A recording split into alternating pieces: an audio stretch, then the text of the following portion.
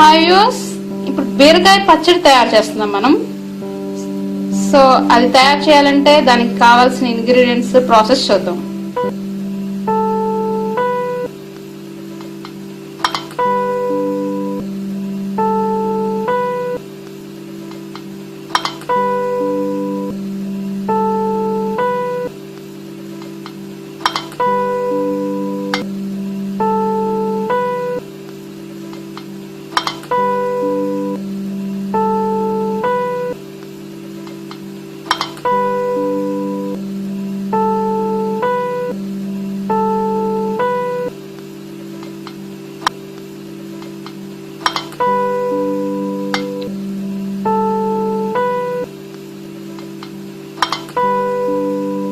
So ముందుగా బీరకాయ ముక్కలు తీసుకున్నాము.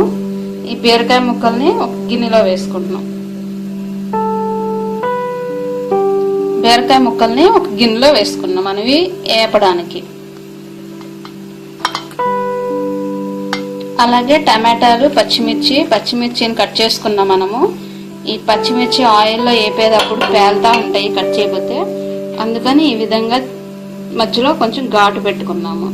అలాగే టమాటాలు ఒక 3 తీసుకున్నాము. ఒక బీరకాయ, 3 టమాటాలు, పచ్చిమిర్చి తీసుకున్నాము. ఇప్పుడు వీటిని ఆయిల్ వేసి మగ్గ పెట్టుకున్నాం. సో దీంట్లో ఆయిల్ వేద్దాం.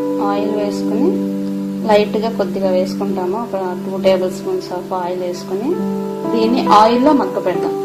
మగ్గ పెట్టిన తర్వాత అప్పుడు రిమైనింగ్ ప్రాసెస్ చూద్దాం. మనం ఈ బీరకాయల్ని, పచ్చిమిర్చి, టమాటాలు అన్నీ వేసుకున్నాం కదా, ఆయిల్ కూడా యాడ్ చేసుకున్నాం కదా, వీటన్నిటిని ఈ విధంగా పొయ్యి మీద పెట్టుకుని సన్నని సెగ మీద మగ్గనిద్దాము. మగ్గిన తర్వాత అప్పుడు వాటిని మిక్సీలో వేసుకుని ఎలా తిప్పుకోవాలో చూపిస్తాము. ప్రస్తుతానికి ఇది పొయ్యి మీద పెట్టాము. మూతతో క్లోజ్ చేస్తున్నాము. క్లోజ్ చేయడం వలన ఆవిరికి కూడా వేడికి కూడా చక్కగా మగ్గుతాయి. 10 నిమిషాల పాటు మగ్గనివ్వాలి.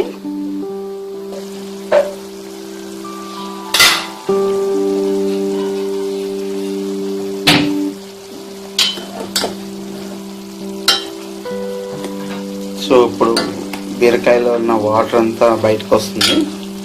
ఈ వాటర్తో ఇవన్నీ ఉడికిపోతూ ఉంటాయి. సో పచ్చిమిరకాయలో ఉన్న ఘాటు కూడా దీంట్లోకి దిగుతూ ఉంటుంది. టమాటో, పచ్చిమిరకాయలు ఇవన్నీ వేసుకున్నాం.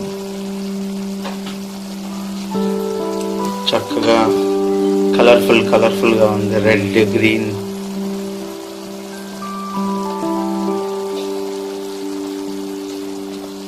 చూడండి, ఇప్పుడు ఇంకో కలర్ వచ్చింది. చింతపండు.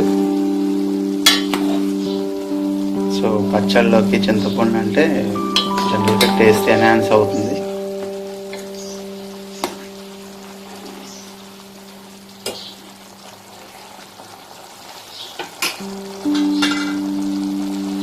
సో బీరకాయ, పచ్చిమిరపకాయలు, టొమాటో అండ్ చింతపండు.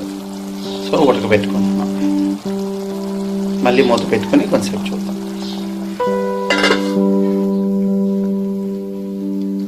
చూసారు కదండి, బీరకాయ ముక్కలు, పచ్చిమిరకాయలు, టమాటాలు అన్ని చక్కగా మగ్గినాయి. ఇలా మగ్గిన తర్వాత పొయ్యి ఆఫ్ చేసేసి కాసేపు చల్లార్చుకోవాలి.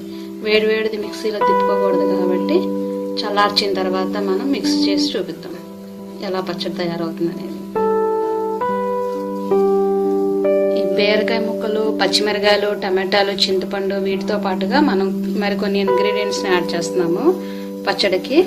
ఇవి ఉంటే మరింత టేస్ట్ వస్తాయి. ఇవి లేకుండా జనరల్గా పచ్చడి అనేది మనం చేయము. జీలకర్ర, అలాగే ఉప్పు, అలాగే వెల్లుల్లిపాయలు వీటిని కూడా కలిపి మొత్తం అన్నీ కలిపి మిక్సీలో గ్రైండ్ చేసుకుంటాం మనం. సో బీరకాయ, టమాటాలు, పచ్చిమిర్చి ఇవన్నీ ఉడకేసుకుని ఉంచుకున్నాం కదా, చల్లారిపోయి వేడి తగ్గినాయి. ఇప్పుడు వీటిని మనం మిక్సీలో వేసుకుంటున్నాం గ్రైండ్ చేసుకోవడానికి.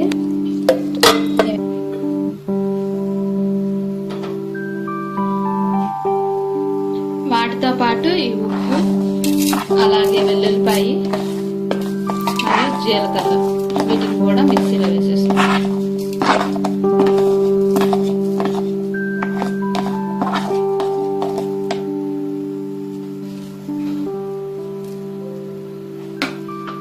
సో ఇలా వేసుకుని దీన్ని మనం మిక్సీ మీద పెట్టుకుని గ్రైండ్ చేసుకుందాం.